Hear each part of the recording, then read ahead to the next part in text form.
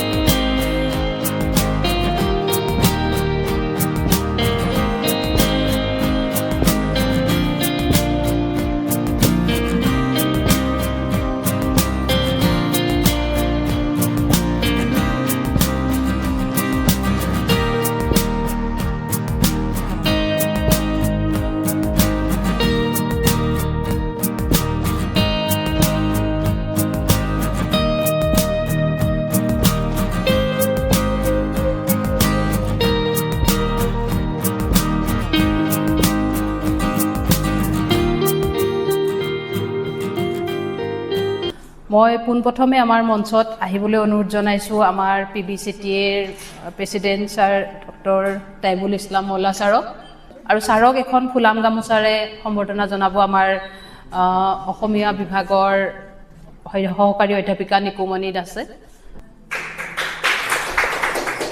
ইয়াৰ পিছতে মই আমাৰ মহাবিদ্যালয়ৰ অধ্যক্ষ মহোদয়ক আমাৰ মঞ্চত আহিবলৈ অনুৰোধ জনালোঁ। হয়,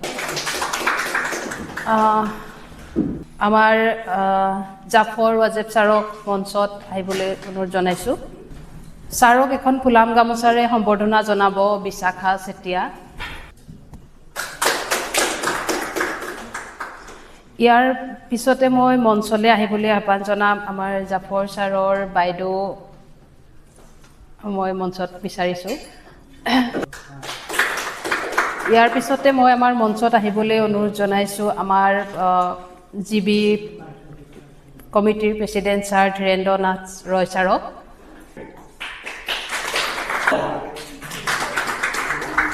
আজিৰ এই সভাত উপস্থিত হোৱাৰ কাৰণ ইতিমধ্যে গম পাইছে।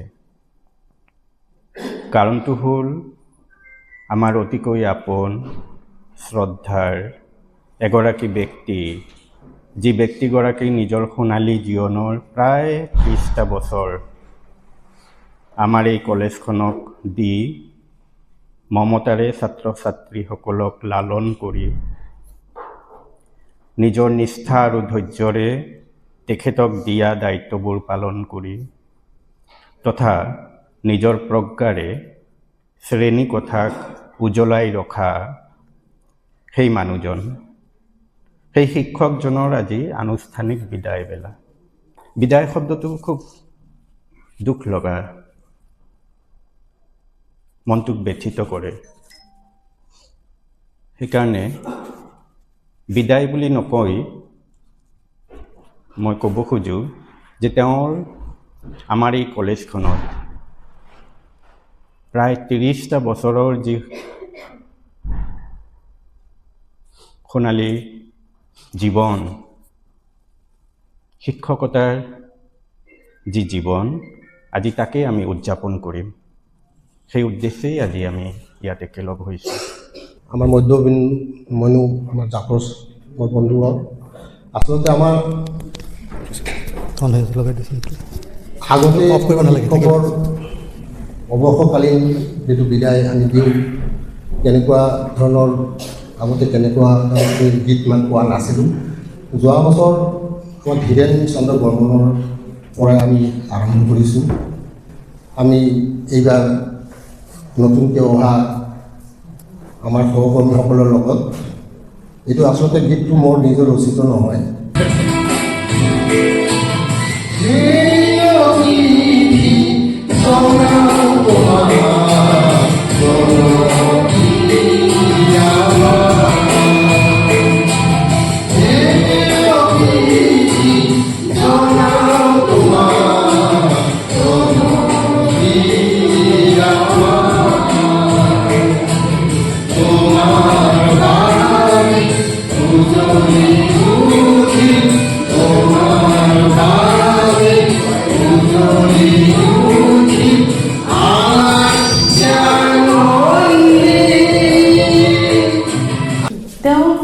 আজি বিশেষভাৱে মনত পেলাবলৈ আমি ইয়াত একত্ৰিত হৈছোঁ।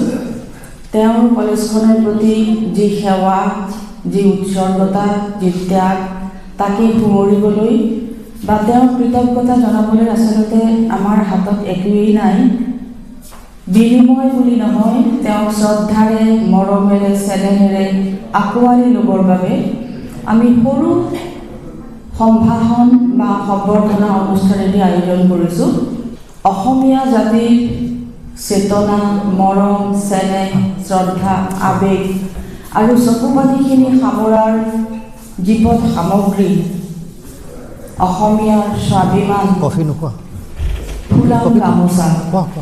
এই ধমকাফুলীয়া ফুলাম গামোচাখনেৰে কেতিয়াবা আনন্দ ফূৰ্তিত আমি মূৰত বান্ধো, কঁকালত বান্ধো, শ্ৰদ্ধা জনাবলৈ আমি কান্ধত বা ডিঙিত ওলোমাই দিওঁ। ভোক লাগিলে পেটত টানকৈ বান্ধি লওঁ, ভোক যাতে বেছি নালাগে। সাহস গোটাবলৈ কঁকালত টঙালি বান্ধি লওঁ আৰু চকু পানী মুচিবলৈও আমি মাজে সময়ে এই গামোচাখনেই ব্যৱহাৰ কৰোঁ।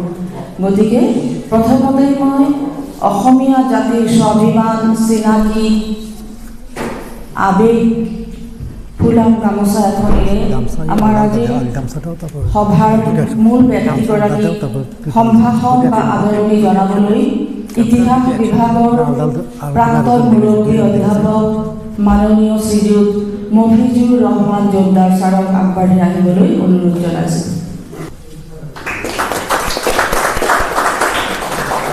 ডক্টৰ জাফৰ ৱাজেদ ছাৰৰ লগতে তেখেতৰ সুযোগ্য সহধৰ্মিনী বাইদেউ, ভাবি আমাৰ মাজত আহি উপস্থিত হৈ আমাক কৃতাৰ্থ কৰিছে। তেখেতকো ফুলাম গামোচা এখনেৰে আদৰণি জনাবলৈ মই আমাৰ বাংলা বিভাগৰ মুৰব্বী অধ্যাপিকা শিল্পী ৰয়ক অনুৰোধ জনাইছোঁ। সুন্দৰে যে ফুলাৰ মন্ত্ৰ অহোৰাত্ৰি মাতে, সেয়েহে আজি ইমান ফুল প্ৰভাতে প্ৰভাতে। আঘোণ মাহৰ এই উজ্জ্বল ৰাতিপুৱাটো আৰু অকণমান উজ্জ্বল কৰিবলৈ ফুলৰ থোপা এটাৰে ডক্টৰ জাফৰ ৱাজেদ ছাৰক সম্বৰ্ধনা জনাবলৈ মই আখতাৰুল ইছলাম ডাঙৰীয়া অনুৰোধ জনাইছোঁ।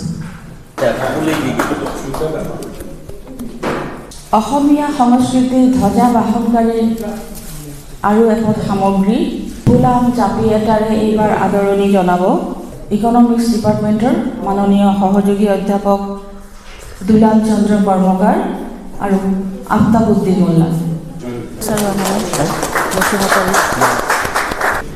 জাপিটোৰে আচলতে জাফৰক খুব খুৱাইছে। এইবাৰ আমি তেওঁৰ পত্নীকো জাপি এটাৰে সজাব খুজিছোঁ। জাপি প্ৰদান কৰি তেওঁক আদৰণি জনাব পলিটিকেল চায়েন্সৰ পাৰ্ভিন চুলতানা। যিকেইবিধ সামগ্ৰী লৈ অসমীয়া জাতিয়ে বৰ গৌৰৱ কৰে, শৰাই, অসমীয়া শৰাই এখনক তাৰ পৰা একদম বাদ দিব নোৱাৰি। গতিকে জাফৰ ছাৰক এইবাৰ শৰাই এখন প্ৰদান কৰিব আমাৰ মহাবিদ্যালয়ৰ ইংৰাজী বিভাগৰ সহযোগী অধ্যাপক ডক্টৰ অমিতাভ ৰঞ্জন কানু।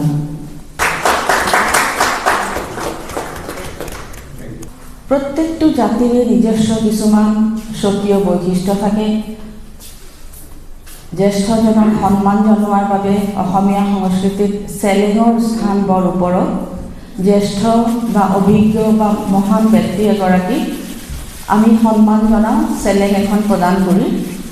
এই অসমীয়া চেলেং এখন ডক্টৰ জাফৰ ৱাজেদ ছাৰক পৰিধান কৰোৱাই সন্মান যাচিবলৈ মই পলিটিকেল চায়েন্স ফিলচফি ডিপাৰ্টমেণ্টৰ দিগম্বৰ চন্দ্ৰ নাথ ছাৰক অনুৰোধ জনাইছোঁ।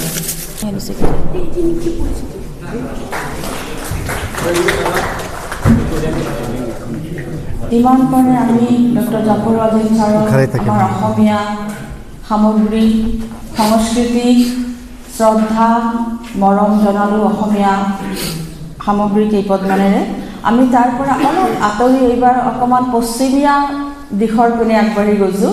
ছাৰক আমি কোট পেণ্ট শ্বাৰ্ট আদি প্ৰদান কৰিবলৈ আগবাঢ়িছোঁ। সদায়নো আৰু জাপি লৈ থাকিবনে? শ্বাৰ্ট পেণ্ট কোট আৰু পেণ্ট জাফৰ ছাৰক প্ৰদান কৰিব। শামছুদ্দোহা আহমেদ, আফতাবুদ্দিন আহমেদ, নৰেশ ৰায়, ৰোশন আলী আৰু তিলক শৰ্মা ডাঙৰীয়াই।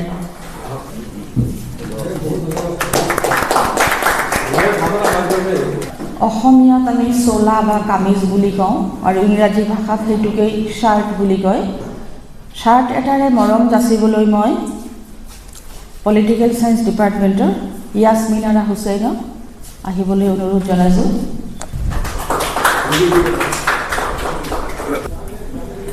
এইবাৰ আমি জাফৰ ছাৰৰ সহধৰ্মিনীৰ ফালে চকু দিছোঁ দেই।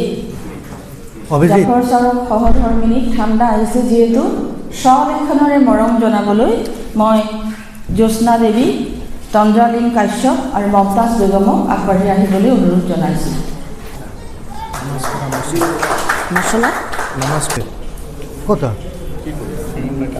স্মৃতি কোনো দুখৰ অতীত হৈ যোৱাৰ দুখ, সময়ক ধৰি ৰাখিব নোৱাৰাৰ দুখ, কিন্তু তাৰ মাজতো দুখৰ মাজতো আমি স্মৃতিবোৰ সজীৱ কৰিবলৈ জাফৰে যেন সদায় স্মৃতিৰ মণিকোঠাত আমাক সজীৱ কৰি জীয়াই তোলে, তেনেকুৱা এটা সুন্দৰ মুহূৰ্তৰ চিত্ৰ এখন আমি এলবাম কৰি ফটো ফ্ৰেমত আবদ্ধ কৰিবলৈ চেষ্টা কৰিছোঁ। এই ফটো ফ্ৰেমখন প্ৰদান কৰিবলৈ মই অসমীয়া বিভাগৰ নিকুমণি দাস আৰু আমাৰ অফিচৰ ৰোশন আলীক আগবাঢ়ি আহিবলৈ অনুৰোধ জনাইছোঁ। জাফৰ ছাৰে ইতিমধ্যে জীৱনৰ ছেকেণ্ড ইনিংছ আৰম্ভ কৰিছে। পৰৱৰ্তী সময়বিলাক যাতে তেওঁ সুশৃংখলবদ্ধভাৱে কটাই দিনবোৰ লিপিবদ্ধ কৰি থৈ যায়, তাৰ বাবে তেওঁ ডায়েৰী এখন আৰু তেওঁৰ অতি মৰমৰ এটা সামগ্ৰী পেইন এটা উপহাৰ দিবলৈ মই দিগন্ত বিশ্বাস আৰু হেমচন্দ্ৰ মিলি আগবাঢ়ি আহিবলৈ অনুৰোধ জনাইছোঁ।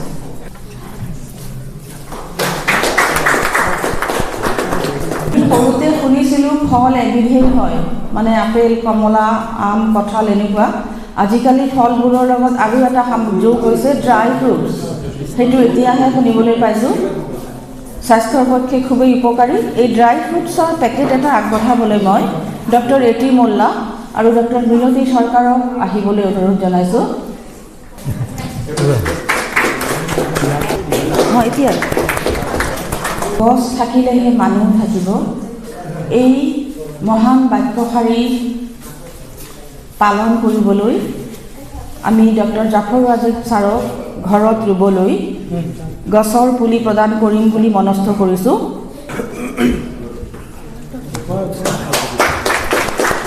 জাফৰ ছাৰৰ পৰিবাৰকো মেডামকো আমি গছৰ পুলি এটা প্ৰদান কৰি সমৃদ্ধ কৰিবলৈ বিচাৰিছোঁ। আহিছে আমাৰ কলেজখনেই এনেকুৱা আচলতে। জাফৰ ধাৰ্মিকভাৱে কিমান গৌৰা মই নাজানো, বা তেওঁ ধৰ্ম কৰ্ম পালন কৰা মই মোৰ চাকৰি জীৱনত দেখা পোৱা নাছিলোঁ। লাষ্ট 2-3 বছৰৰ পৰা ৰোজা ধৰা আৰম্ভ কৰিছে, কিজানি সমাজৰ ভয়তে নে কি কাৰণত নাজানো আৰু। তো ৰোজা পালন কৰাৰ কাৰণে তেওঁ আকৌ চবকে কৈও ধৰোঁ দেই, আমি ৰোজা আছি, বিৰাট এটা ডাঙৰ কথা। তো এই ৰোজা থকাৰ কাৰণে কিজানি আমাৰ PB কলেজে ভাবিলে যে জাফৰে ধাৰ্মিকভাৱে খুব এতিয়া মানে আগ্ৰহী হৈ পৰিছে, সেয়ে তেখেতক ঘৰতে নামাজ পঢ়িবলৈ জায়নামাজ এখনো আমি উপহাৰ দিম বুলি ভাবিছোঁ।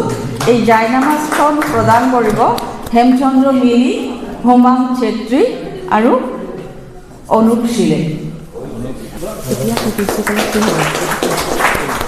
30 নৱেম্বৰ তাৰিখে প্ৰিন্সিপাল ছাৰৰ চেম্বাৰত যেতিয়া তেওঁ খুব সাধাৰণকৈ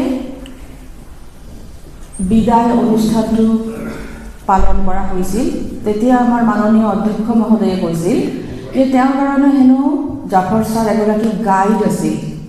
যিকোনো দুৰ্বল মুহূৰ্তত প্ৰিন্সিপাল ছাৰ বা অধ্যক্ষ মহোদয় যদি ভাঙি পৰে, কিবা কথাত মানসিকভাৱে অকণমান অস্থিৰ হৈ পৰে, লগে লগে জাফৰ ৱাজেদ ছাৰক মাতে আৰু তেওঁৰ লগত পৰামৰ্শ কৰিয়েই প্ৰিন্সিপাল ছাৰে পৰৱৰ্তী কামবোৰ আগুৱাই নিয়ে, মনত নতুন সাহস আৰু বল গোটায়। সেয়ে এই শিক্ষকগৰাকীক আজি আনুষ্ঠানিকভাৱে আমাৰ কলেজ কৰ্তৃপক্ষৰ তৰফৰ পৰা অৰ্থাৎ অধ্যক্ষ মহোদয়ৰ তৰফৰ পৰাও তেওঁলৈ সন্মান বা সম্ভাষণ বা সম্বৰ্ধনা জনাবলৈ বিচাৰিছে। আমাৰ কলেজ কৰ্তৃপক্ষ ডক্টৰ কল্যাণ দাসে আমাৰ অতি শ্ৰদ্ধাৰ জাফৰ ছাৰক ফুলৰ থোপা এটাৰে সম্ভাষণ জনাইছে।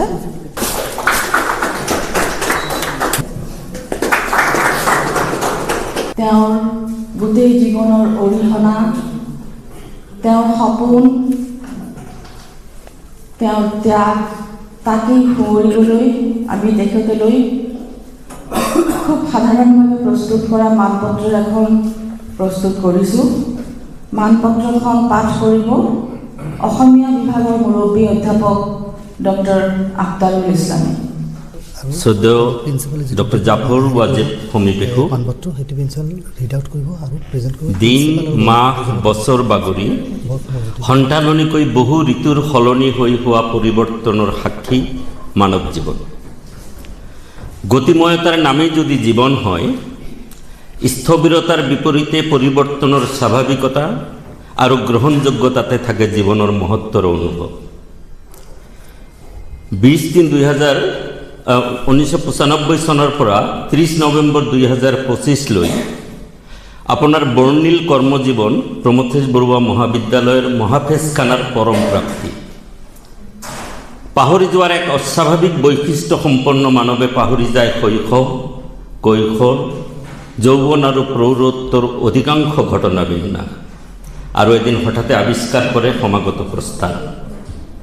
আমি বিদায় দিওঁতেই এদিন লোৱাৰ দিনো আহি পৰে সন্তৰ্পণে। বহু মানুহ হৃদয়ৰ মণিকোঠাত সযতনেতে হাত বহুৱাই কিছু পাহৰণিৰ গৰ্ভত বিলীন হয়। এই সকলোবোৰক লৈয়েই জীৱনৰ সৰল বিন্যাস।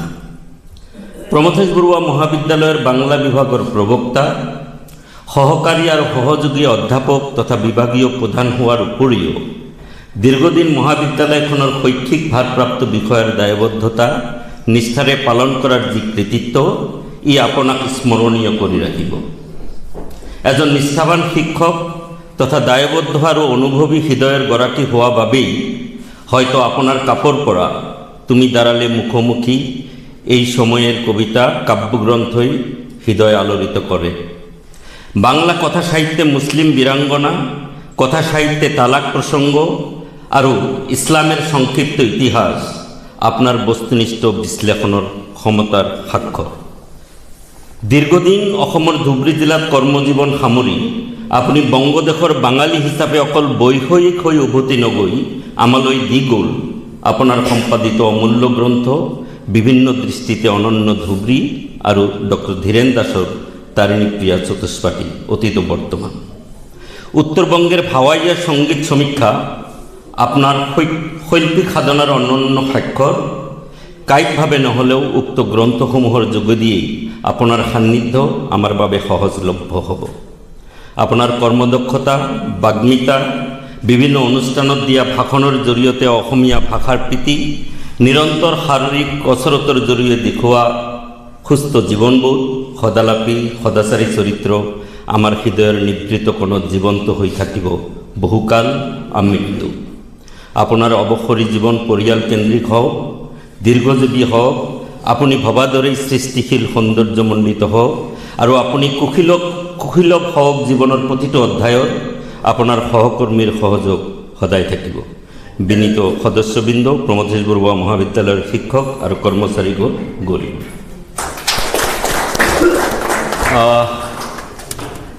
যেহেতু তেওঁ বাংলা বিভাগৰ মুৰব্বী অধ্যাপক গতিকে বাংলাত দুই এষাৰ নক'লে কেনেকুৱা হ'ব, বেয়া হ'ব কথাটো।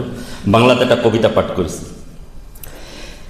সেদিন বা অন্য কোনো দিন তাকে দেখলাম বা দেখব, পকেটে পায়রা, চোখে নদী, হাতে মম, সে লুকিয়ে লুকিয়ে যাচ্ছিল। তাকে জিজ্ঞাসা করলাম, কি কেমন আছো? উত্তরে সে বলল, বেঁচে থাকার সময় ঘুমিয়েছি, এখন আবার ঘুমানোর আগে বাঁচতে চাই। আমরা বেঁচে থাকতেই বাঁচার অনুশীলন করি। ধন্যবাদ। মহাবিদ্যালয় কৰ্তৃপক্ষ আৰু অধ্যক্ষৰ তৰফৰ পৰাও তেখেতৰ সেৱাক সন্মান জনাবলৈ মানপত্ৰ এখন প্ৰস্তুত কৰিছে। মই আমাৰ কলেজৰ অধ্যক্ষ ডাঙৰীয়া ডক্টৰ কল্যাণ দাস ছাৰক তেখেতৰ মানপত্ৰখন পাঠ কৰি প্ৰদান কৰিবলৈ অনুৰোধ জনাইছোঁ। জাফৰ ছাৰৰ কাৰণে farewell message to respected doctor Jafar Wajed, retired associate professor, department of Bengali, Pramathesh Barua College, Gauripur, Dhubri, Assam. How dull it is to pause, to make an end, to rust unburnished, not to shine in use. Made weak by time and fate, but strong in will, to strive, to seek, to find, and not to yield. Kitaban Kobitar line diya hoise, written by Alfred Tennyson. Kobitar naam Ulysses. Dear Jafar sir, your official stint as a member of the academic and administrative setup of Pramathesh Barua College, Gauripur, has today reached its culmination. But your mesmerizing self will surely always reverberate in every aspect of this institution. As you step into your well-deserved retirement, the Pramathesh Barua College family takes this opportunity to express deepest gratitude for your remarkable 30 years of dedicated service to this institution. As we today celebrate your incredible and wonderful career, shaping the minds of several generations of students, we feel that the gap you will leave behind would be impossible to fill up, as the college will always miss your passion for discussing your subject and your capacity to inspire and energize the students. As a younger brother, this moment has suddenly thrust upon me a question as to how things are going to unfold for us without your guidance, wisdom, dedication, unwavering commitment, and insightful perspective. Your fantastic personality and your sense of humor have always rejuvenated us in moments of discouragements. Though this inevitable moment of your formal separation from the college family will deprive us from your nourishing company, we think this is in a way a moment of great advantage for the larger society, as it would now get its share of opportunities to soak itself in your ever-encouraging spirit of civilized existence. We hope that you will continue to inspire the people around you with your admirable qualities in the coming years too.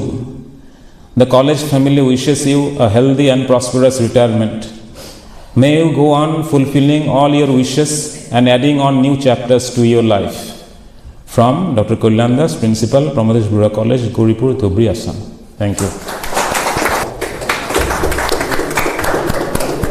Sare kitab puri bhal pae, sare প্ৰায় কিতাপ পঢ়ি বহুত আলোচনা কৰিছোঁ আৰু principal ছাৰে mention কৰাৰ দৰে ছাৰৰ চেঞ্চ অফ হিউমাৰ ক'বই নালাগে। তেওঁ মাজে মাজে ভাল ভাল কিতাপ ৰেকমেণ্ডেশ্যনো কৰিছিলে। তেনে মই মোৰ পচন্দৰ দুটা অসমীয়া উপন্যাস মই ছাৰৰ কাৰণে লৈ আহিছোঁ। মই ছাৰৰ ডাঙৰ ছোৱালী প্ৰাচী, তাই কিতাপ পঢ়ি ভাল পায়, তাইৰ লগত বহুত কিতাপে আলোচনা কৰিলোঁ। তাই কি ধৰণৰ কিতাপ পঢ়ি ভাল পায় সেইটো মোক অলপমান ক'লে, ইমান কম সময়ত তাই বিচৰা কিতাপ যদি মই পোৱা নাই, তথাপি মই অলপ চেষ্টা কৰিছোঁ কেইখনো কিতাপ তাইৰ কাৰণে মই লৈ আহিছোঁ। ত' মই তাইক এই কিতাপৰ প্ৰতি আগ্ৰহ লৈ বিচাৰিছোঁ। মৰমৰ পংক্তিৰ কাৰণে চকলেট আনিছোঁ মই।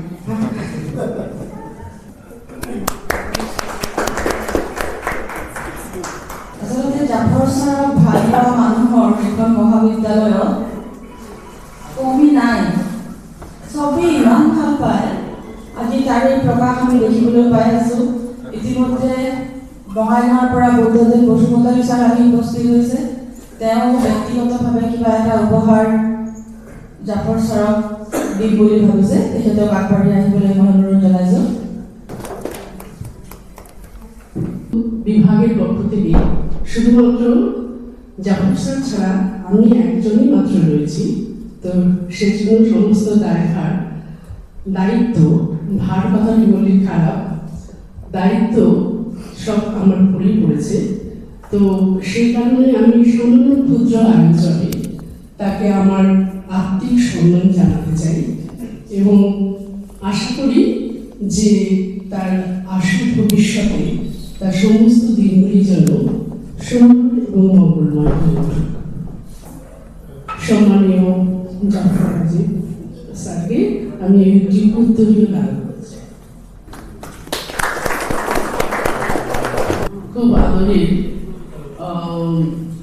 ম্যাডাম বলবো না, জুই বলেই আমি ডাকি।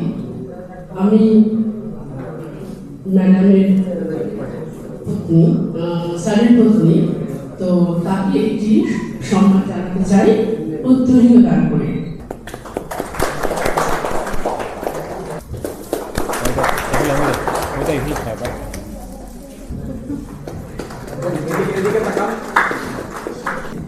দুটি শিশু সন্তান, তারা এই অনুষ্ঠান থেকে বাদ গেলে খুবই খারাপ। তো তাদের স্নেহের বা ভালোবাসার একটি উপহার আমি দিতে চাই। আমি দুইজনকে ডেকে নিতে চাই এবং এটি আমি দিতে চাই।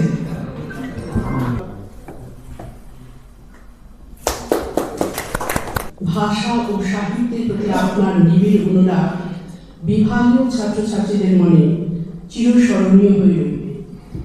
আজ জীবনের এক বিশেষ সন্ধিক্ষণে যখন আপনার বর্তমান কর্মজীবনের দীর্ঘ ও গৌরবময় অধ্যায়ের অবসর ঘটেছে, তখন আমাদের হৃদয় ভরে উঠেছে গভীর শ্রদ্ধা, কৃতজ্ঞতা ও এক মধুর বিষণ্ণতায়। আপনার কর্মনিষ্ঠা, সংযম, মানবিক বোধ ও বন্ধুত্বসুলভ মনোভাব শুধুমাত্র দায়িত্ব পূরণে নয়, আত্মার বিকাশের একটি অনুশীলন যা আমাদের পাথর হয়ে থাকবে। আজকে এই অবসর গ্রহণের যথার্থতা যেন এক শান্ত গমন, যেখানে কর্ম আর বিশ্রাম একাকার হয়ে যায়। আপনার জীবনের প্রতিটি অধ্যায়ে সঞ্চিত পরিশ্রমে নিহিত আত্মবোধের উজ্জ্বল প্রকাশ দীপ্ত হয়ে উঠুক। জীবনের আগামী দিনগুলি ভরে উঠুক প্রশান্তি, আলো ও শান্ত ধ্যানে। সশ্রদ্ধ শুভেচ্ছায় বাংলা বিভাগ, প্রমথেশ্বর মহাবিদ্যালয়, গৌরীপুর, ধুবড়ী, অসম।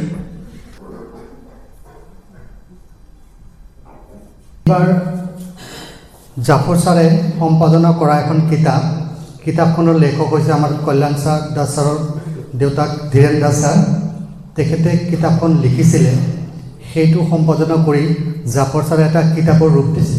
গতিকে জাফৰ ছাৰে বিচাৰিছে সেইখন কিতাপ আজি ইয়াত উন্মোচন কৰাৰ কাৰণে। গতিকে সেই কিতাপখন আমি ইয়াতে আজি উন্মোচন কৰাৰ কাৰণে বিশিষ্ট ব্যক্তিসকলক মই অনুৰোধ জনাইছোঁ। এই কিতাপখন ভুল কিতাপ। আজিৰ পৰা 12-13 বছৰমান আগত গৌৰীপুৰৰ যে হোমিঅ' ডক্টৰ তৰুণ কুমাৰ দত্ত, তেতিয়া নাৰী সমিতিত আছে, মোক একদিন মাতি ক'লে যে মোৰ তাত এখন কাৰ্চাৰৰ মেনেস্ক্ৰিপ্ট আছে, মেইন মেনেস্ক্ৰিপ্ট, এইখন তুমি লোৱা, মই কোনো কৰিব নোৱাৰিম, আলমাৰীত ৰাখিম, এইখন নষ্ট হৈ যাব।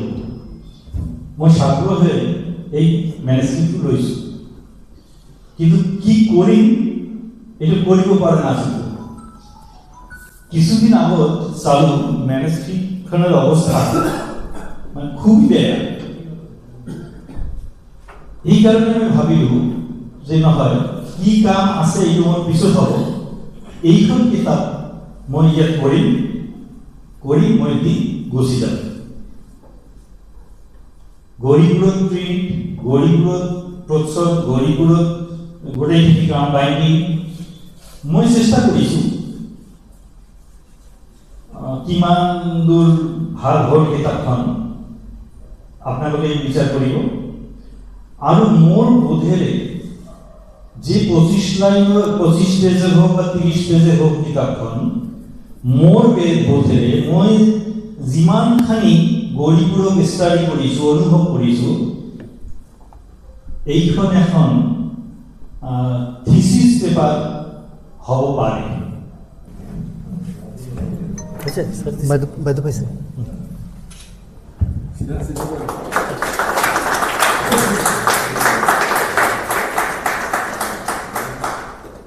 পাতিম।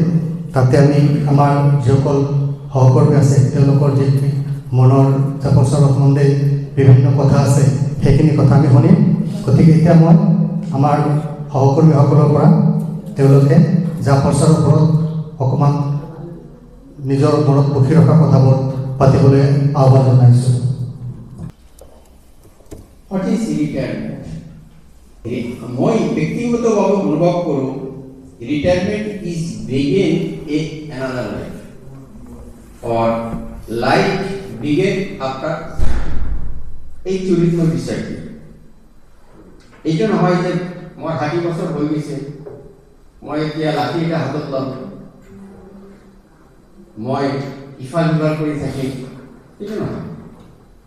এতিয়া 60 মানুহ পূৰ্ণতা লাভ কৰিছে আৰু যি নলেজ আমাৰ ক'ৰ পৰা আহিছে, ইনফৰমেশ্যনৰ পৰা আহিছে, নলেজ আমাৰ ক'ৰ পৰা আহিছে, নলেজ আমাৰ অভিজ্ঞতাৰ পৰা আহিছে, শিকিছোঁ, সেইটো কামত লগাব লাগে সমাজৰ কাৰণে, ফেমিলিৰ কাৰণে। আৰু মই ভাবোঁ যে 60 পিছত আমাৰ কি কি সুবিধা হয়। Now, after 60, most of the people they get their full freedom, less pressure. মেহরবিন আসছে, আপনার কথা বলছিলাম।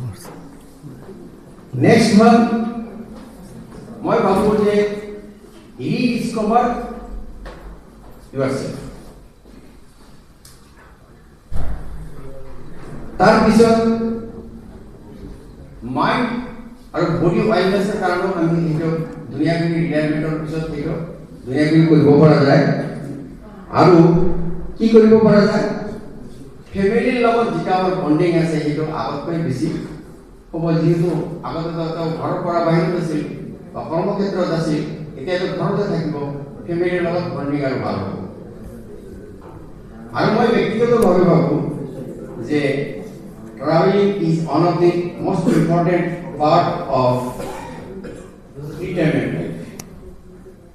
মই ভালে কিছুদিন আগতে কাজিৰঙাত গৈছিলোঁ, মই দেখিছোঁ তাত more than 98% সব ৰিটায়াৰমেণ্টৰ মানুহ,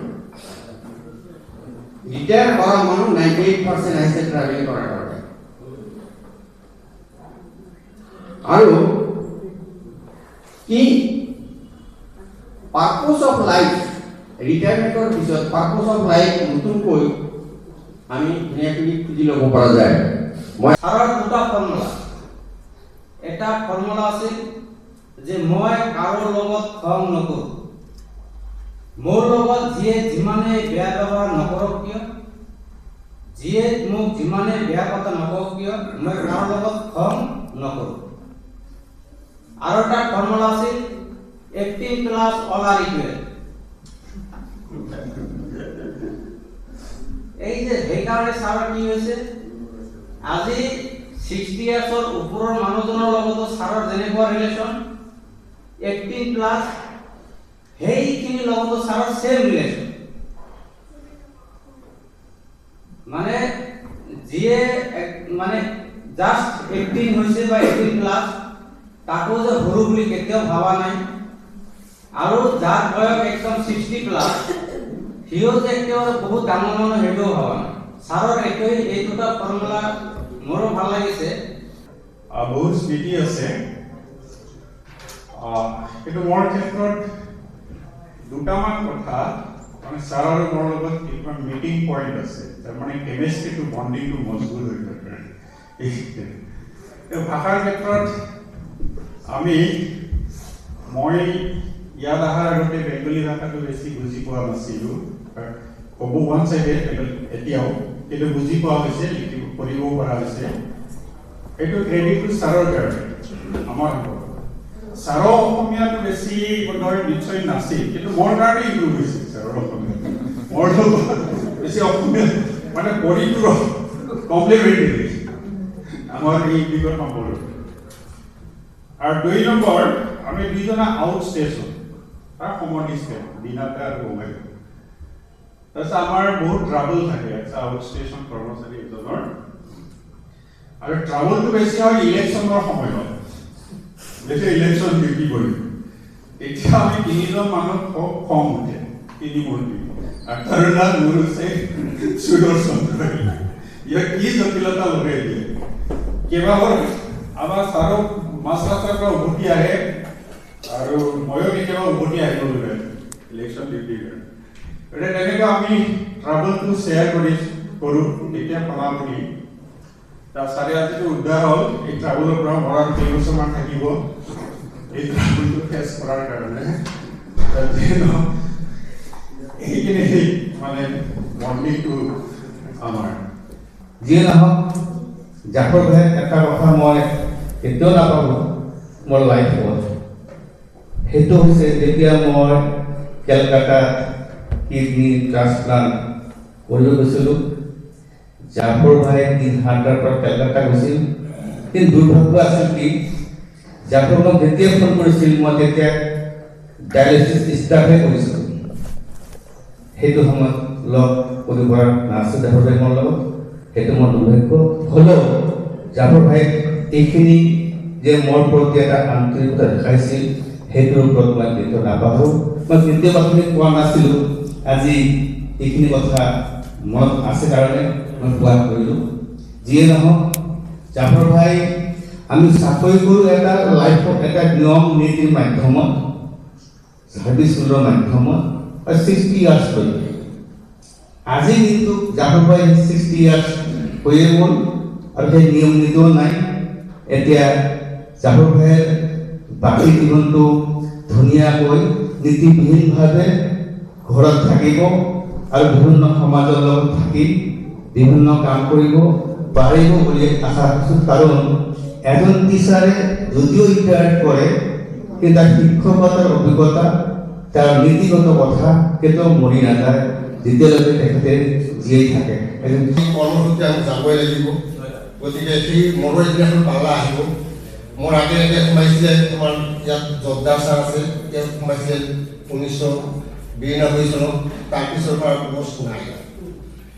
সেই আশাৰে হ'ব বুলি সোমালোঁ। সেইও পোষ্ট মোৰ দেৰিকৈ হ'ল, 2003 হ'ল। 2004 চনত আমি অৰিয়েণ্টেশ্যন কোৰ্চ পঢ়াৰ কাৰণে আমি আলিগড় মুছলিম ইউনিভাৰ্চিটিলৈ গৈছিলোঁ। মানে বন্ধু, আলিগড় মুছলিম ইউনিভাৰ্চিটি আমি অৰিয়েণ্টেশ্যন কোৰ্চ, মই জাফৰ আৰু এজন আছিলে আমাৰ সহকৰ্মী, তেখেত আমাৰ মাজত নাই, মজনুল চৰ্দাৰ, ইকনমিক্স ডিপাৰ্টমেণ্টত। আমি একেটা ৰুমতে আছিলোঁ। আমি একেলগে গৈছিলোঁ, একেলগে আছিলোঁ। 2004 চনৰ কথা। আমাৰ হৈছে কি, আমি হৈছে ভাতুৱা পেট, আমাৰ ভাত খোৱাটো নিচা বেছি। এইফালৰ মানুহখিনি আচলতে ৰুটি খাইছে, আমি ৰুটি খালে আমাৰ পেট নভৰিছে। আমি ভাত বিচাৰি বহুত দূৰলৈকে খোজ কাঢ়িছোঁ। আমি যেনেকৈ ভাত খালোঁ, আকৌ খোজ কাঢ়ি আহোঁতে ভাতখিনিয়ে হজম হৈ যায়। লাহে লাহে ৰুটি খোৱা আৰম্ভ কৰিলোঁ, সেইটো আমাৰ কাৰণে মানে সমুচিত নহয়। আমি কি কৰিলোঁ যে শুনিলোঁ যে ৰন্ধা বঢ়া কৰিব বোলে খাব পাৰি, এপ্লাই কৰিলে বাচন বৰ্তনখিনিও দিয়ে। বাচন বৰ্তনখিনি আমি ল'লোঁ। এতিয়া ৰান্ধিব কোনে, পাৰাটো মোৰ, ৰন্ধা বঢ়াটো মোৰ। তাৰ মই অলপ শিকিছিলোঁ, যিদৰে বৰ্মন ছাৰৰ লগতো মই ৰন্ধা বঢ়া কৰিছিলোঁ, মাজে মাজে শিকাইছিলোঁ। তদ্ৰুপভাৱে জাফৰে কি কৰিছিলে, খাই নিজৰ খাওঁতে খাই নিজৰ খোৱা কাহিনীৰে বেলেগ একো কাম নকৰে। তাৰপিছত দেখিলোঁ এই খোৱা বজাত এই প্ৰেসাৰ কুকাৰ কেৰাহী থাল বাচন এইবিলাক ধোতে দেখোঁ পঢ়া শুনা কৰাৰ সময় নহয় জাফৰটো গ'লে খাই কৰি নিজকে মই জানে মজদুৰ মই বাচন ধোঁ বৰা কৰোঁ তেতিয়া পঢ়া শুনা নহ'ল বিভিন্ন ধৰণৰ আমি ভাল বেয়া বিভিন্ন ধৰণৰ কথা আমাৰ আছে আমাৰ ইয়াৰ আগতেতো ধীৰেন মহম্মদৰ বিষয়ে এটা দুবুৰী বাইদেৱে কৈছিলে যে চিগাৰেটৰ ক্ষমা কৰিব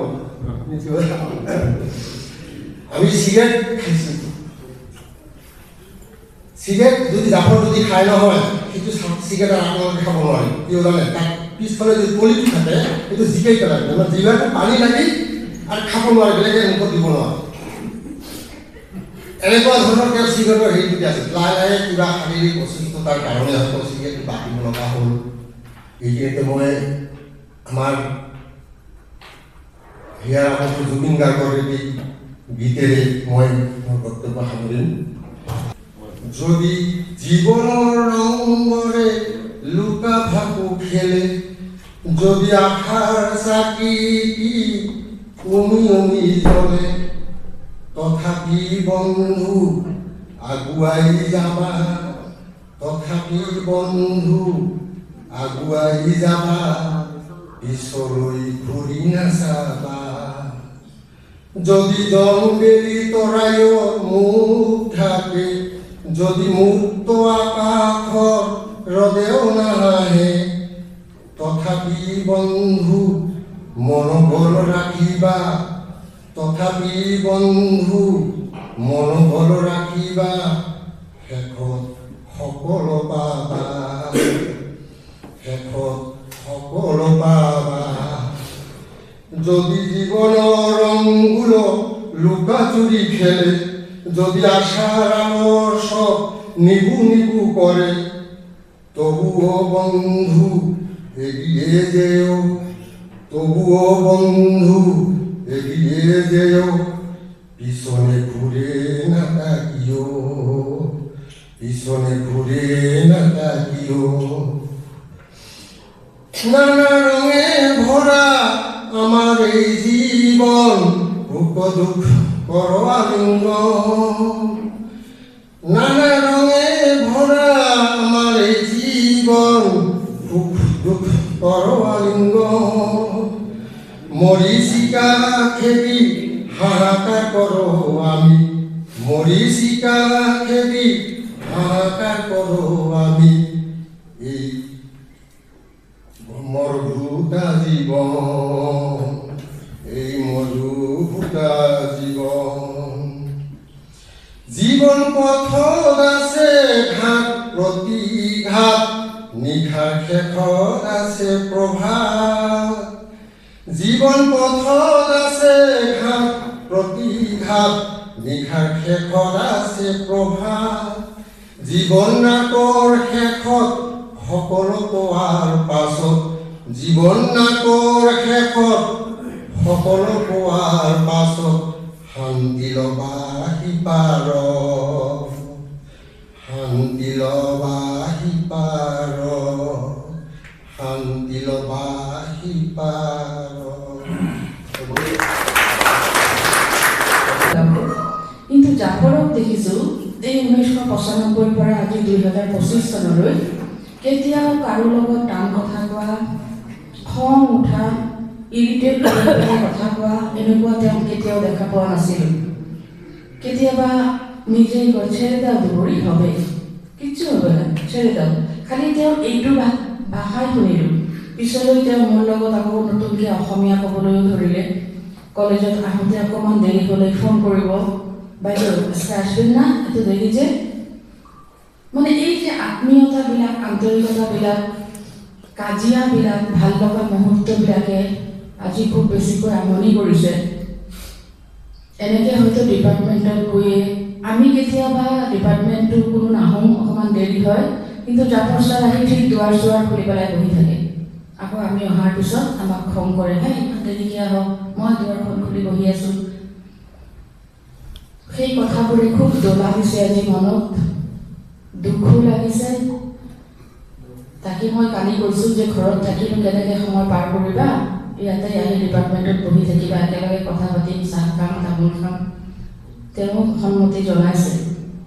মই তেওঁৰ বিষয়ে আজি বেলেগ এষাৰি কথাহে ক'ব খুজিছোঁ। সংযমিত তেওঁৰ হয়েই, খুব উদাৰ মনৰ এগৰাকী মানুহ আৰু খুব আৱেগপ্ৰৱণ মানুহ এগৰাকী তেওঁ। যিমানেই দুখ কষ্ট নাথাকক কেতিয়াও প্ৰকাশ নকৰে। আৰু অকণমান আগতে কোনোবাই কৈ গৈছে তেখেত বৰ মাতৃভক্ত। কলেজখনক যেনেকৈ সময় দিছে, সেৱা আগবঢ়াইছে, ঘৰখনৰ প্ৰতিও তেওঁ সমানে নজৰ দিছে, চকু দিছে, ঘৰখনৰ প্ৰতি সমানভাৱে দায়িত্ব পালন কৰিছে। তেওঁ মাতৃ হয়তো এবছৰ দুবছৰমান আগতে ইহ সংসাৰৰ পৰা গুচি গৈছে। মাজে মাজেই দেখোঁ জাফৰে চাৰ্টৰ হাতখনেৰে চকুকেইটা মুচি গেটত থিয় হৈ আছে। কি হৈছে জাফৰ? আমাৰ মাৰ খুব চুৰি খাৰাপ দুবৰি, এক্ষণে আমাকে যেতে হবে। তাৰমানে তেওঁৰ গাড়ীখন আহি যে তেওঁক লৈ যাব সেইখিনি সময়ো তেওঁৰ নাই। কোনোবা এখন গাড়ী অৰিন্দম হতে মেনেজ কৰি দিয়ে, ভাড়া কৰি বা শিপুৰ হতে ঠিক কৰি দিয়ে, সেই গাড়ীখন লৈ তেওঁ যায়।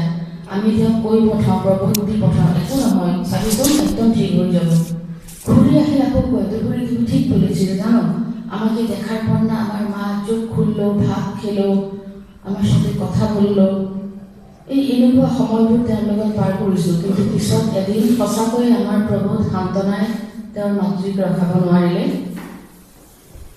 তেওঁ গৈ পেলাই অকণমান সময় মাতৃক পালে। তাৰপিছতেই হয়তো তেওঁৰ কাৰণেই ৰখি আছিল, তেওঁৰ মাক গুচি গ'ল। তাৰপিছতো দেখিছোঁ তেওঁৰ শাহু, পত্নী, ছোৱালী দুজনী, ঘৰৰ ডাঙৰ ককায়েক, সৰু ভায়েক, সকলোৰে প্ৰতি তেওঁৰ যিটো দায়িত্ব, যিটো দায়বদ্ধতা, সঁচাই সোঁৱৰিবলগীয়া। মই এটা সৰু কথাৰে শেষ কৰিব খুজিছোঁ। সেইদিনা প্ৰিন্সিপাল ছাৰৰ চেম্বাৰত সৰুকৈ এটা তেওঁৰ বিদায় সম্ভাষণ অনুষ্ঠান এটা অনুষ্ঠিতভাৱে আয়োজন কৰা হৈছিল। তেখেতে সেইদিনা মই জনাত কথা ক'ব পৰা অৱস্থাত নাছিলে। তাৰপিছতো থকি মাতেৰে তেওঁ যিকেইটা কথা ক'লে মই ভাবোঁ সকলোৰে অন্তৰ চুই গৈছে আৰু মোৰ ভিতৰখন কঁপাই তুলিছে। তেওঁ কোৱা কথাকেইটা আছিল এনেধৰণৰ যে ৰিটায়াৰমেণ্টৰ 2-4 দিন আগতে তেওঁ 2 কন্যাক 2 কাষত বহাই লৈ পেলাই কৈছে যে মই যদি নাথাকোঁ, ভৱিষ্যতে যদি তোমালোকৰ কিবা সমস্যা হয়, কিবা অসুবিধা হয়, গৌৰীপুৰলৈ যাবা, PB কলেজত যাবা, কোনোবা নহয় কোনোবা এজনক তোমালোকে পাবা। জীৱন পথত আগুৱাই যোৱাৰ ক্ষেত্ৰত যদি কেতিয়াবা অসুবিধা আহে, PB কলেজৰ কোনোবা এজনেই তোমালোকক আগবঢ়াই দিব, তোমালোকক পথ দেখুৱাই দিব। জাফৰে নিজেও নাজানে যে আমি তেওঁৰ ছোৱালী দুজনী ডাঙৰ হৈ ভৱিষ্যতে কিবা অসুবিধা বা সমস্যাৰ সন্মুখীন হ'ব পাৰে, তেতিয়াবা আমাৰ মাজৰ কোন থাকোঁ কোন নাথাকোঁ জাফৰো নিশ্চিত নহয়, নতুন কোনোবা আহিব। এই যে জাফৰে ইমান দৃঢ়তাৰে কথাটো যে কৈছে ছোৱালী দুজনী, কোনোবা নহয় কোনোবা এজন পাবা, এই কথাষাৰি কিন্তু বৰ সাংঘাতিক এষাৰ কথা কৈ গৈছে তেওঁ। তাৰমানে কি পৰিমাণ শ্ৰদ্ধা, আৱেগ, মৰম থাকিলে নিজৰ কৰ্মস্থলীৰ প্ৰতি বা কৰ্মস্থলীৰ সহকৰ্মীসকলৰ প্ৰতি এগৰাকী পিতৃয়ে নিজৰ কন্যাক আজি বহু বছৰ পিছত হ'বলগীয়া কিবা সম্ভাৱনাৰ কথা আজিয়েই কৈ যাব পাৰে। তেওঁ বেলেগ একো কোৱা নাই, তোমালোকৰ কাৰণে ইমান টকা থৈ গৈছোঁ, তোমালোকক এইটো কৰিছোঁ সেইটো কৰিছোঁ, ভৱিষ্যত জীৱন চিন্তা কৰিব নালাগে, এনেকুৱা ধৰণৰ কথা তেওঁ ছোৱালী দুজনীক কোৱা নাই। কেৱল সাহস দিছে, মোৰ যদি কেতিয়াবা নাথাকোঁ PB কলেজলৈ যাবা। অন্তৰ চুই যোৱা কথা এখন। আমি হয়তো তেতিয়ালৈকে এই পৃথিৱীতে নাথাকিব পাৰোঁ, কিন্তু জাফৰৰ যিটো আৱেগ খালিস্খনৰ প্ৰতি,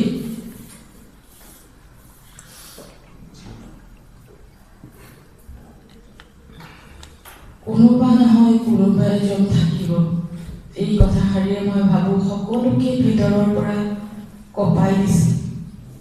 মই অনাশিক্ষক কৰ্মচাৰীৰ সভাপতি হিচাপত কোনো অনাশিক্ষক কৰ্মচাৰীয়ে যদি কোনো ভুল ত্ৰুটি বা কিবা কিছু মানে জ্ঞাত বা অজ্ঞাত বেয়া কিছু কৰিছে, মই জাফৰ ভাইক অনুৰোধ কৰিছোঁ জাফৰ ভাই যাতে মাফ কৰি দিয়ে আৰু তেওঁলোকৰ দীৰ্ঘ আয়ু কামনা কৰি মই ইয়াতে শেষ কৰোঁ। পৰিচালনা সমিতিৰ সভাপতি ছাৰ আছে, গতিকে বীৰেন্দ্ৰ নাথ তাৰপিছত মই দুই এষাৰ ক'বলৈ লৈছোঁ। আৰু আমাৰ আজি আকৰ্ষণ মূল আকৰ্ষণ ডক্টৰ জাফৰ, তেওঁৰ পত্নী আৰু দুগৰাকী জীয়েক আহিছে, আৰু আমাৰ অনা কৰ্মচাৰী প্ৰেছিডেণ্ট, আৰু মোৰ সন্মুখত বহি থকা এইখন মহাবিদ্যালয়ৰ মোৰ অতি মৰমৰ আদৰৰ শিক্ষক শিক্ষয়িত্ৰী কৰ্মচাৰী বন্ধু বান্ধৱীসকল। মই তাক প্ৰায় 15-16 বছৰ লগতে পাইছিলোঁ। জাফৰ যেতিয়া ইয়াত আহে, তেওঁ বেংগলী ডিপাৰ্টমেণ্টত জইন কৰিছে, তেওঁ এটাও অসমীয়া কথা নুবুজে আৰু ক'ব নোৱাৰে। তেওঁক মই জোকাইছিলোঁ, তুমি অসমীয়া ক'ব নোৱাৰিলে আমি ইয়াৰ পৰা তোমাক খেদিম, কাৰণ মোৰ ছাবজেক্ট বেংগলী, মই বেংগলী হ'লে কি হ'ব, আমাৰ লগততো অসমীয়া ক'ব লাগিব, বেংগলী ক্লাছত বেংগলী ক'বা, কাৰণ মই অসমীয়া কেনেকৈ শিকিম, তুমি শিকিবা। আৰু তেওঁৰ ইমান আগ্ৰহ, মই আচৰিত হৈছিলোঁ, খুব কম সময়ৰ ভিতৰতে অসমীয়া ইমানকৈ শিকিলে। আমাৰ অসমীয়া ডিপাৰ্টমেণ্টৰ হেড আছিল, ইয়াৰে প্ৰফেচাৰ প্ৰিন্সিপাল ইনচাৰ্জ আছিল ঘনকান্ত দাস, তেওঁ head of the department of Assamese আছিল। তেওঁক মই জোকাইছিলোঁ, এই ঘনকান্ত, এই বেংগলী মানুহজনে যি হাৰত শিকি আছে, এই তোমাৰ পোষ্ট তেওঁ ল'ব, বেছি দিন নাই। তেওঁৰ ইমান আগ্ৰহ মই সেই তেতিয়াৰ পৰা পাইছিলোঁ। সুযোগতে মই আপোনালোকক এইটোৱে ৰিকুৱেষ্ট কৰিব খোজোঁ, এই মহাবিদ্যালয়খনত আপোনালোকে কামৰ কাৰণে যোগদান কৰিছে, সকলোৱে নিজৰ নিজৰ দায়িত্ব পাইছে, সেইমতে আপোনালোকে নিষ্ঠাৰে কৰ্ম কৰক। কৰ্মই ধৰ্ম, গীতাত বাৰে বাৰে কোৱা আহিছে। কৃষ্ণই অৰ্জুনক বাৰে বাৰে কৈছিল, তুমি যুদ্ধ কৰা, যুদ্ধত মানুহ মৰিব, তাতে কি হ'ল, যুদ্ধ কৰাটোৱেই তোমাৰ কৰ্তব্য। আৰু অৰ্জুনে নিজৰ গোটেই বংশটোক মাৰি পিছত তেওঁ স্বৰ্গত গৈছে। কি কেনেকৈ গৈছে, এ ডিউটি ফৰ ডিউটিৰ চেক, মানে যিটো কৰ্ম সেইটো কৰিলে তাতে ধৰ্ম আছে।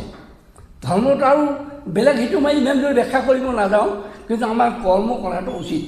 এইবাৰ আমাৰ মই প্ৰিন্সিপাল ছাৰ দুষাৰ ক'বলৈ। ছাৰৰ বিষয়ে চবেই ক'লে চব কথা, গোটেইখিনি কথাৰ মাজত এটা বস্তু নিশ্চয় ফুটি উঠিছে, he is a person of great determination. তেখেত প্ৰচুৰ ডিটাৰমিনেশ্যন থকা ব্যক্তি এজন। কিছুমান অভ্যাস দিগম্বৰ ছাৰে ক'লে আগতে আছে, এতিয়া নাই, নতুন নতুন নতুন অভ্যাস তেখেতে গঢ়ি তুলিছে।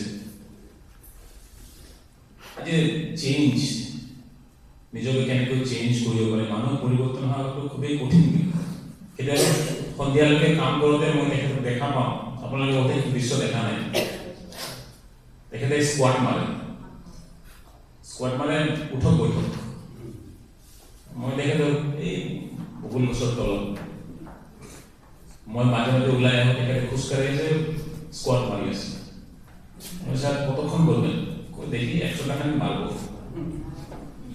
100 টাকা স্কোয়াট মারবেন, হবে আরো মারব, হাত পা আরো বানাবো, বেশি দিন নাই, কিমান বয়স হব, 58, 59 তেনেকুৱা বয়স। চাকৰি জীৱনত মই জইন কৰাৰ পৰা তেখেতক পাইছোঁ, যেতিয়া কলেজত জইন কৰিলোঁ তেতিয়া একদম ইয়াং বয়স মোৰ, আমাৰ মই নবিতা গোপাল তাৰিকুল এনেকুৱা ধৰণৰ সৰু সুৰা ভুল কিছুমান আমাৰ হৈছিল, কি নোহোৱা নহয়। আৰু সেই ভুলবিলাক কি ভুল হৈছে দেখুৱাবলৈ তেখেতে একমাত্ৰ ব্যক্তি আছিল, যিটো ভুল হ'ল তাৰ মানে কথাটো বোধহয় চিনিয়ৰবিলাকৰ মাজত আলোচনা হৈছিলে যে কল্যাণে এইটো ভুল কৰি আছে, কিন্তু ক'ব কোনে, কোৱা মানুহজন দেৱস্বত। আমাৰ চবৰে যিটো ভুল হয় সেইটো উনুকাই দিয়া মানুহজন কোন, দেৱস্বত একপনা মাতি লৈ গৈ পেলাই তেখেতে কয় এইটোৱে ভুল হৈছে, এইটো কৰিব নালাগে। বহুতে তেখেতক বহু এডভাইচ দিছে, মই ভাবোঁ তেখেতৰ ইমান এডভাইচ দৰকাৰ নাই, তেখেতে পাই গৈছে ৰাস্তা কেনেকৈ উইথ ডিটাৰমিনেশ্যন সময়ৰ ফ্ল'ত আগবাঢ়ি যাব লাগে, তেখেতে ভালকৈ ট্ৰেইনিংটো লৈ লৈছে নেকি নিজে।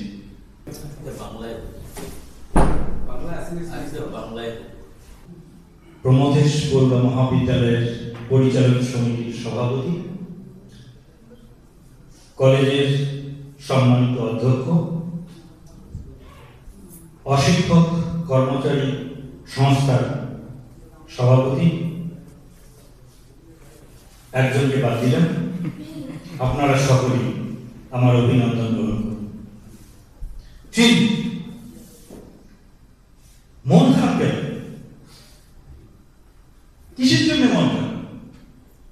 আমার তো মাথায় গন্ডগোল হয়ে গেছে। একবার শুরু ভাবলাম শামসুদ্দোহা রেফারেন্স করে বক্তব্য শুরু করবো, তারপরে ভাবলাম না বুদ্ধর কথা মতো বক্তব্য শুরু করবো। দুপুরি যখন বললো মনে হয় এটি ঠিক, এর রেফারেন্স দিয়ে আমি বক্তব্য শুরু করবো। ডায়াসে দুইজন বক্তব্য রাখলো, ভাবলাম যে এদের বক্তব্য রাখবো, আমার মাথাটা এখন বন্ধ হয়ে গেছে, এখন শুরু করবো কোথা থেকে। এর মধ্যে আজকের মঞ্চের সভাপতি আবার লাঞ্চের কথা বলল। আমি বুঝলাম না আমাকে সতর্ক করে দিল সংক্ষেপে বলবেন, না আমাকে লোক দেখাচ্ছে যে তাড়াতাড়ি খেয়ে নেন। যাই হোক, আমি বিরক্ত করবো না, আমি খুব সংক্ষেপে কথা বলব। জীবনটা খুব কঠিন বাস্তবতার সঙ্গে আমার শুরু হয়েছে।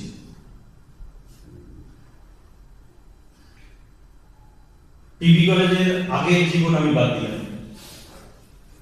পিবি কলেজে যেদিন জয়েন করলাম সেদিন আমার কাছে 100 টাকাও ছিল না, একটা লুঙ্গি ছিল না, একটা গামছা ছিল না, প্যান্ট চেঞ্জ করে যে আরেকটা প্যান্ট পরবো সেটা ছিল না। জয়েন করার পরে তৎকালীন প্রিন্সিপাল গজানন প্রসাদ কানু, আমাদের অভিজ্ঞতার বাবা, আমাকে চা খেতে ডাকলেন। গেলাম, সব জিজ্ঞাসা করলেন। যোদ্ধাদের উপর দায়িত্ব থাকলো, কারণ আমার তো থাকা যায় না, আমি কাউকে চিনি না বলি। যোদ্ধাদের ঘরে থাকা শুরু করলাম, 2 মাস 3 মাস ছিলাম, তারপরে আলাদা থাকা শুরু করলাম। ইতিমধ্যে বিয়ে করলাম, বউ নিয়ে গরিবপুরে আসলাম, আমার থাকার ঘর নেই। আমার বিছানা নেই।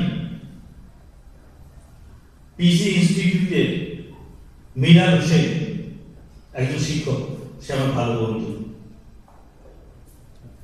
তার যে মানিকপুরের বাড়িতে ভাড়া ঘর ছিল, 2 রুম, ওকে বললাম তুই কোথায় থেকে স্থান করি বলে, আজ থেকে এই রুম আমার, যতদিন পর্যন্ত আমি কোনো জায়গায় ম্যানেজ করতে পারি না। এই তো শুরু, 2200 টাকা বেসিক স্যালারি। কিন্তু হ্যাঁ, একটা জিনিস ঠিক, আমার মায়ের আশীর্বাদটা আমার আল্লাহ কোথায় গ্রহণ করেছে। মা যেটা দোয়া করে গেছে আমাকে, মায়ের কথাটা কোথায় ডাইরেক্ট মেসেজ কোথায় আল্লাহর কাছে পৌঁছে গেছে। যা চেয়েছি জীবনে আমি আজকে করবি। আমার কাছে উপরওয়ালার কাছে নতুন করে আর চাবার কিছু নেই। আমি বেশি মানে আমার এই লাগবে, ওই লাগবে, সেই লাগবে, কিন্তু না চাইতেই আমার অনেক কিছু হয়ে গেছে। আমি ভবিষ্যতের কথা ভাবি, আল্লাহ ভবিষ্যৎ আমাকে সেভ করে রেখেছে। এটা হলো একটা দিক। আর একটা দিক হলো আমি কলেজে কতটুকু দিতে পেরেছি। সত্যি কথা, ওই নজরুলের একটা কবিতা আছে, সেই কবিতার লাইন ধরে আমাকে বলা লাগে যে আমি তো এখানে নেতা হতে আসিনি, কর্তৃত্ব করতে আসিনি, বক্তব্য রাখতে আসিনি। আমি মানুষ হিসেবে এসেছিলাম আদর্শ শিক্ষক হওয়ার জন্য। কয়েকটা বছর বেশ ভালোই চলছিল। তারপরে পরিবেশ পরিস্থিতি অনুযায়ী বাংলা বিভাগের কি করুন দুর্দশা, এটা আপনারা সকলেই জানেন। কিচ্ছু করার ছিল না। কলেজের কাজ, হ্যাঁ আমার একটা স্বভাব ছিল, আমি স্বীকার করে নিচ্ছি আজকে, উপযাচক হয়ে কোনো দায়িত্ব নেওয়ার জন্য আমি মাথা বাড়িয়ে দিই। কোনোদিন দেখিনি। কিন্তু যদি কেউ অথরিটি আমাকে দায়িত্ব দিয়েছে তাহলে আমি 100% দেওয়ার চেষ্টা করেছি। সেই দায়িত্ব থেকে আমি কোনোদিন পালিয়ে যাইনি, নিজের ক্ষতি হলেও। ভূমি ম্যানেজারের একটা গান আছে না, আমার বাংলা গান মনে আছে, অ্যাসামিসতে মনে নেই। বহু যাযাবর লক্ষ্যবিহীন আমার রয়েছে পণ, তাই না? একটা গান আছে, একটা লাইন আছে, যেখানে দেখেছি রঙের খনি রাঙিয়ে নিয়েছি মন। আমি গরিব থেকে যাচ্ছি, কিছু দিতে পারিনি ভাই, আমি ক্ষমা প্রার্থী গরিবের জন্য, আমার নিজের জন্য আমি কিছু করতে পারিনি। কিন্তু আমি আমার নানা রঙে রাঙিয়ে আমি আমার মনটাকে নিয়ে যাচ্ছি ভবিষ্যতে কিছু করার প্রত্যাশা। ওই বইটার কথা আমি বললাম, এই বইটার পিছনে আক্তারুল, দুবুরি, জ্যোৎস্না তিনজনের যথেষ্ট অবদান আছে। প্রিন্সিপাল আমাকে জিজ্ঞাসা করেছিল প্রুফ কপি কে দেখবে, আমাদের বিশ্বস্ত লোক আছে, টোটাল প্রুফ কপি আমি জ্যোৎস্নাকে গিয়ে দেখিয়েছি। কিছুদিন আগে আমার কোনো কাজ ছিল না, আমি আমার কাজ না থাকলে কিন্তু আমার ইয়ে হয়, মানে ক্ষম হয়, সে কলেজ কাজ না থাক কিন্তু আমার পার্সোনাল কাজ থাকলে ক্ষম হয়।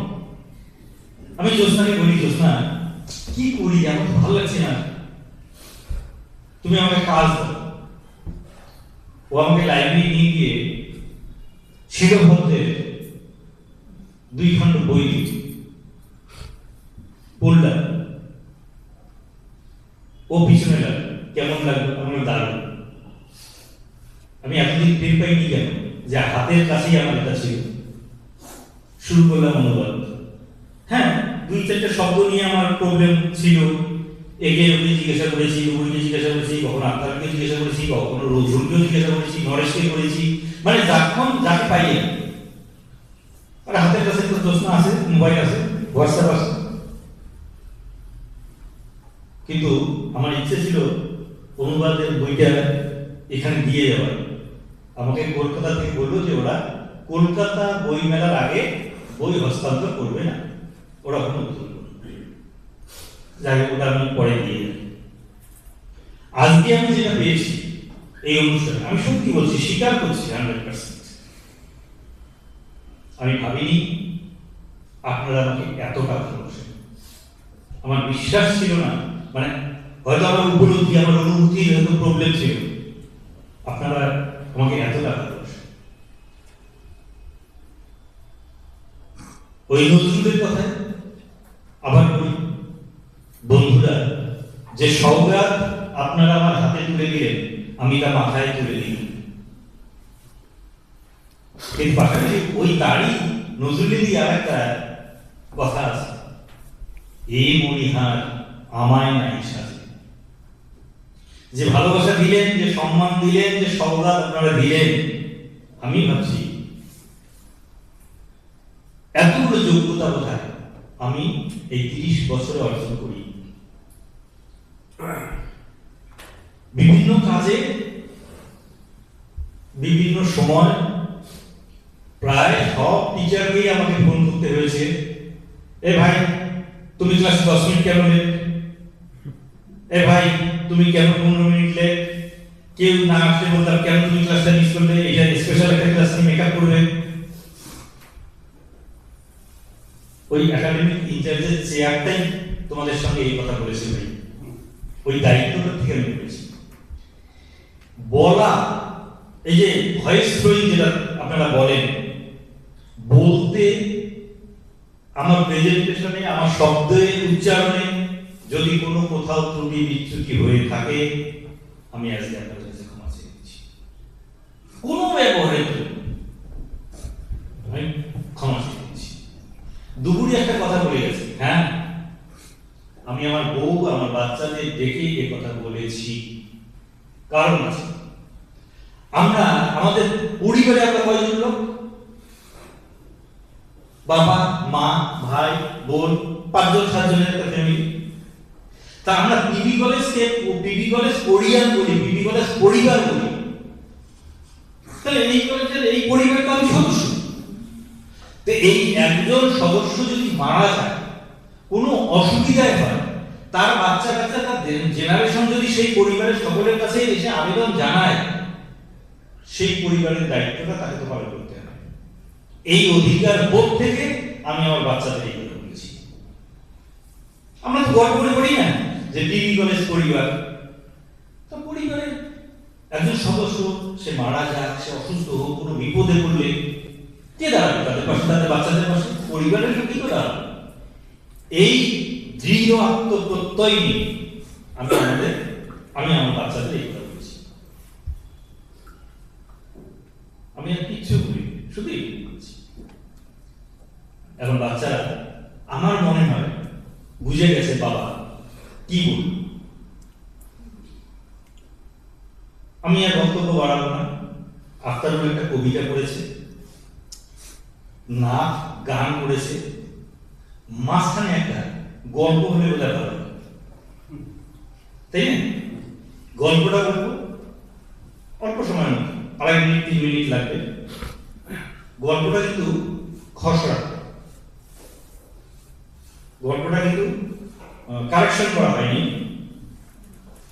খসড়া। আমি গল্পটা পড়বো, এই গল্পটাই আমার বক্তব্যের শেষ কথা। পরিবেশ পরিস্থিতির নাম সব চেঞ্জ।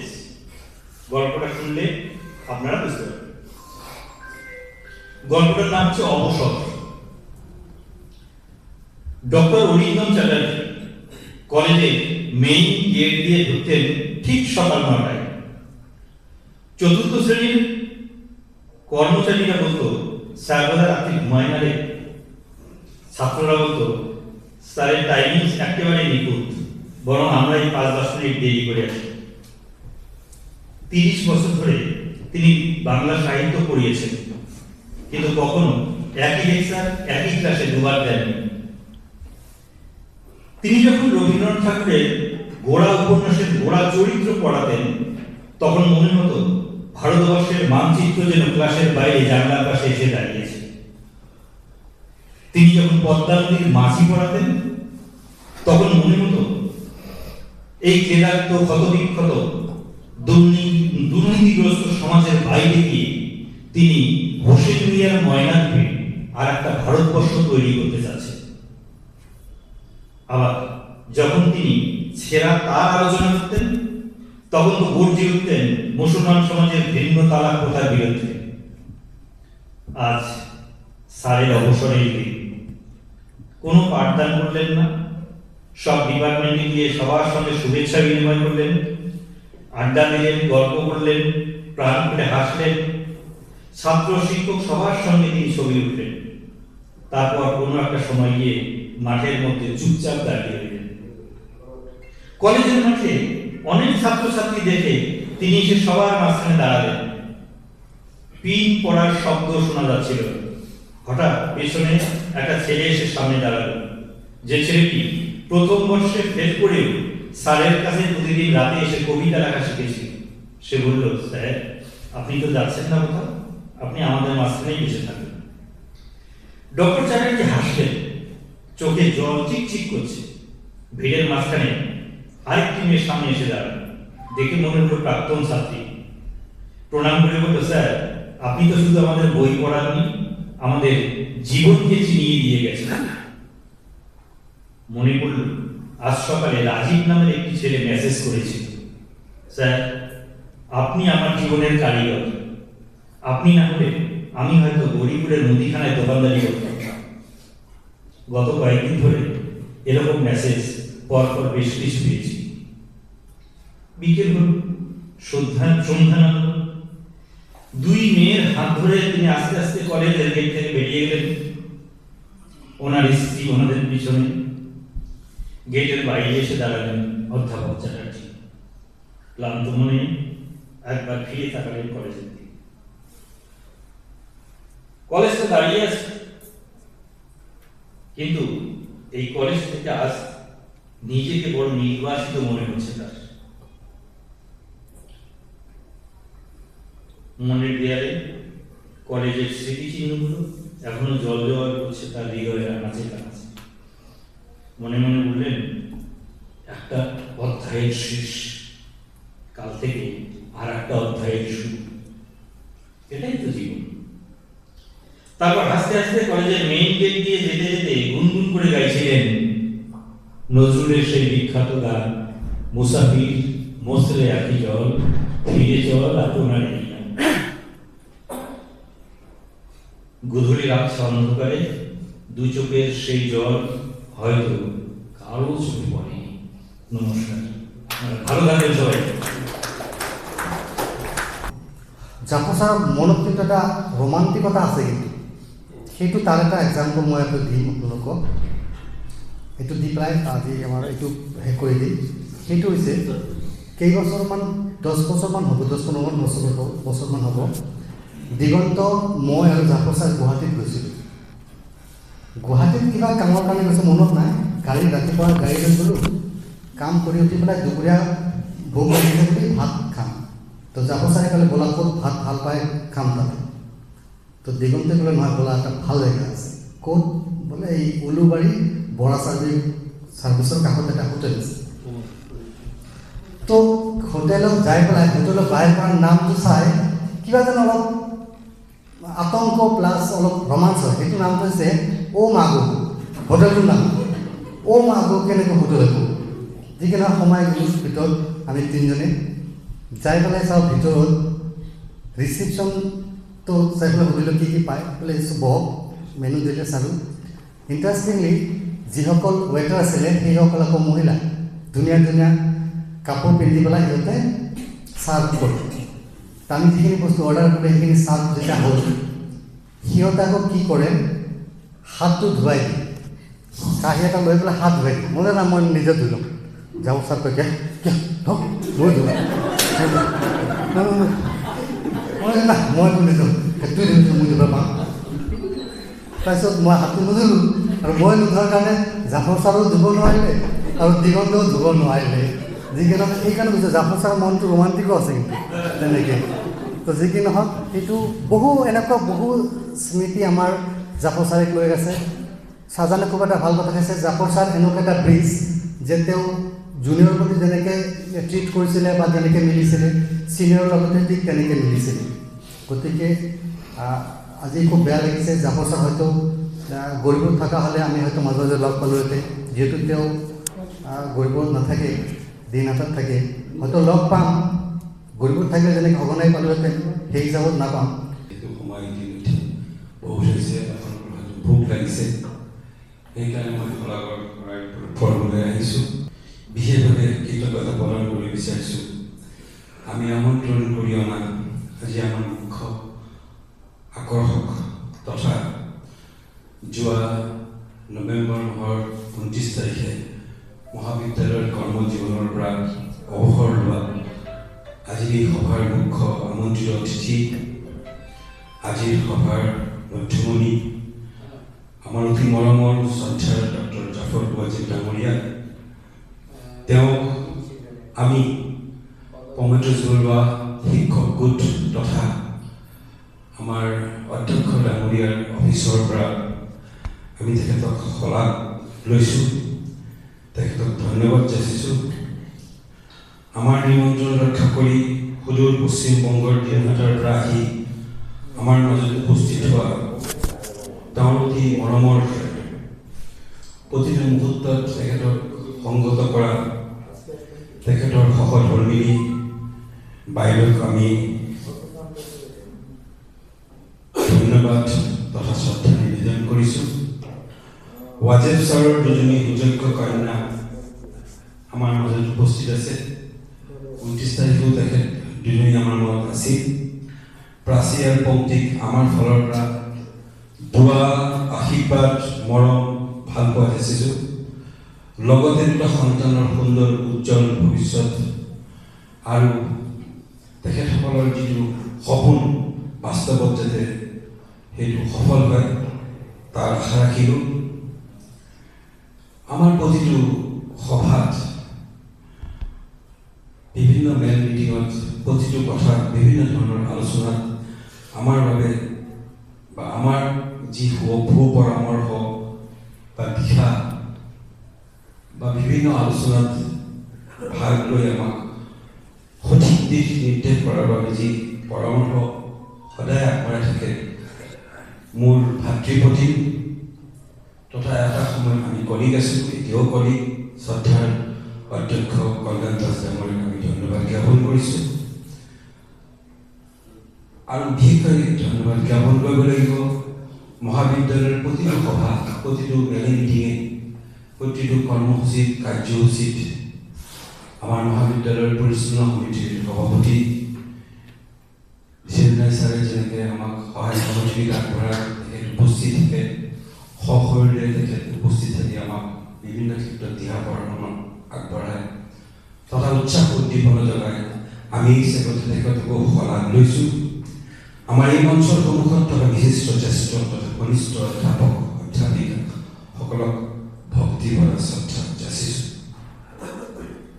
ইয়াৰ উপৰিও আমাৰ এই কাৰ্যসূচী চলাই নিয়াৰ বাবে যিসকল কাৰ্যালয়ৰ সদস্য, বিশেষকৈ নাম ল'ব লাগিব আমাৰ অনাশিক্ষক গোটৰ সভাপতি মহিজুল ভাইক, আমাৰ একাউণ্টছ ছেকশ্যনৰ নৰেশ ৰায় ডাঙৰীয়া, অৰিন্দম ভূঞা, নতুনকৈ আমাৰ মহাবিদ্যালয়ত যোগ দিয়া তিনিগৰাকী কাৰ্যালয়ৰ কৰ্মচাৰীবৃন্দ, অভিজিত, চৰিত্ৰবৰ্গৰ প্ৰতিজন কৰ্মচাৰী, বিশেষকৈ বিজয় ভাস্কৰে এই ৰুমটো খুব সুন্দৰকৈ পৰিপাটিকৈ সজাই নিয়াৰ বাবে যিখিনি আমাক সহায় সহযোগিতা আগবঢ়ালে, আমি প্ৰতিটো কৰ্মচাৰী, প্ৰতিটো সদস্যক আমি আমাৰ অন্তৰৰ ফালৰ পৰা ধন্যবাদ জ্ঞাপন কৰিছোঁ। যোনে ভিডিঅ' বনাইছে আজিৰ বিদায় সভাৰ মূল সমিতিৰ বিষয়ববীয়াসকলৰ ভিতৰত যিসকলে অক্লান্ত পৰিশ্ৰম সুদীৰ্ঘ 2 সপ্তাহ বা 10 দিনৰ পৰা আমাক কৰি আছে, বিভিন্ন ধৰণৰ নতুন নতুন ইন'ভেটিভ চিন্তা চৰ্চা কৰিছে, এই বুলি আমি দেখিব পাৰিছোঁ। আমাৰ যিখিনি মানপত্ৰ দিছে, লগত ফটো ফ্ৰেম দিছে বা যিখিনি ধৰণৰ আইটেম আমি দিছিলোঁ, প্ৰতিটো মানে যেতিয়া ৰিটায়াৰমেণ্ট হয় আমাৰ আমি ওপৰৰ পিনে গৈ আছোঁ। আমাৰ ষ্টেণ্ডাৰ্ড লেভেলটো আমাৰ যিটো চিন্তা চৰ্চা বা যিটো ইন'ভেটিভ আইডিয়াটো আমি দিনক দিনে আগবাঢ়ি আছে। সেইসকলৰ ভিতৰত নাম ল'ব লাগিব সৌগৌৰৱে আমাৰ জ্যেষ্ঠ অধ্যাপিকা দুবৰি তুলিছা বাইদেউ, প্ৰমোদজিৎ বৰা মহাবিদ্যালয়ৰ শিক্ষক গোটৰ সভাপতি মোৰ বন্ধু তাইবুল ইছলাম মুল্লা ডাঙৰীয়া, মোৰ বন্ধু দিগন্ত বিশ্বাস, সম্পাদক শিক্ষক গোটৰ, তেখেত খুব অসুস্থ হৈ আছে, আমি তেখেতক গম পাইছোঁ। তথাপিও সেই অসুস্থতাক আওকাণ কৰি আজি তেখেত সশৰীৰে আমাৰ মাজত উপস্থিত আছে। মোৰ জ্যেষ্ঠ ভাতৃৰ প্ৰতি প্ৰণৱ কুমাৰ বৰ্মন ডাঙৰীয়াক আমি শলাগ লৈছোঁ। মোৰ ভাতৃ, কনিষ্ঠ ভাতৃ বুলি ক'ব লাগিব, মই তাক কেতিয়াও মই নকওঁ। প্ৰতিটো ক্ষেত্ৰত খুব নতুন নতুন চিন্তা, নতুন নতুন আইডিয়া কনচেপ্টবিলাক দিয়ে। ডক্টৰ অমিতাভ ৰঞ্জনক মই শলাগ লৈছোঁ। বাংলা বিভাগৰ এতিয়া মাত্ৰ এজনী বাইদেউ আমাৰ মাজত আছে, তেখেত মানে একনিষ্ঠভাৱে যি পদক্ষেপ লৈ ছাৰক সম্বৰ্ধনা জ্ঞাপন কৰিলে, এজনীয়া বিভাগ হিচাপে যি সম্বৰ্ধনা জ্ঞাপন কৰিলে বা শ্ৰদ্ধা নিবেদন কৰিলে, মই শলাগ লৈছোঁ চিক বিলাই বেগম বাইদেউক, মই শলাগ লৈছোঁ আশিকুৰ, বিশেষকৈ আশিকুৰে যথেষ্টখিনি সহায় সহযোগিতা আগবঢ়াইছে। আৰু এই পিপিটিখিনি বনোৱাৰ বাবে মোৰ বন্ধু জনীক মই শলাগ লৈছোঁ। আৰু বিশেষকৈ তেখেতক এই ফটোখিনি যিকেইজনে যোগান ধৰিছে, তেখেতসকলৰ নাম মই ইয়াত ল'ব বিচৰা নাই, বহুত কেইজনে দিছে, তাত ময়ো দিছিলোঁ। সেইসকল অধ্যাপক বা অধ্যাপিকা বা সদস্যক আমি শলাগ লৈছোঁ। আমি কেইজন ব্যক্তি যিভাৱে এটা টিম হিচাপে আমি যোৱা এসপ্তাহ বা 10 দিন ধৰি আমি নিৰবিচ্ছিন্নভাৱে আমি কাম কৰি গৈছোঁ। বহুতৰ নাম মই ল'ব পৰা নাই। সেই সকলো সদস্যাক মই শলাগ লৈছোঁ। আৰু বিশেষভাৱে এতিয়া শলাগ ল'বলৈ এটা কথা পাহৰি গৈছোঁ যে যোৱা দিন আমাৰ